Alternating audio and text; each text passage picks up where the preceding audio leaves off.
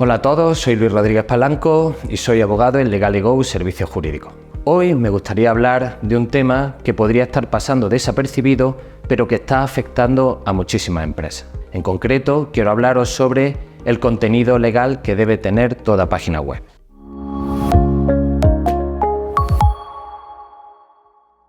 Si tienes una página web y especialmente si vendes productos a través de esta página web, hay una serie de contenidos legales que debes tener en cuenta. Estos contenidos se ven afectados por numerosas leyes. Existen leyes sobre la protección de datos, sobre el comercio electrónico, la ley de la información, etc.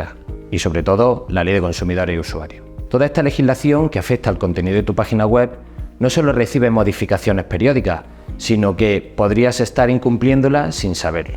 Por tanto, es importante revisar todo el contenido de vuestra página web. En concreto, las sanciones a las que se enfrenta vuestra empresa por no tener en cuenta este contenido pueden ascender desde los 10.000 hasta los 100.000 euros. Estas sanciones pueden derivar de cosas tan sencillas como tener cláusulas abusivas, como por ejemplo la sumisión a tribunales que no son los que se corresponden, por tener falta de información al consumidor sobre su derecho de desistimiento, sobre las políticas de devolución y también por contener información que sea engañosa para el consumidor. En concreto, hoy quiero hablaros de un caso que le sucedió a uno de nuestros clientes. Nuestro cliente, que vende productos alimentarios a través de su página web, pues como es normal, a través de su equipo de marketing, decidieron incluir una serie de eslóganes para fomentar las ventas de ese producto. Sin embargo, uno de estos eslóganes contravenía la ley de declaraciones saludables y recibió una sanción por importe de 10.000 euros por promocionar una virtud del producto que realmente no podía promocionar. Por tanto,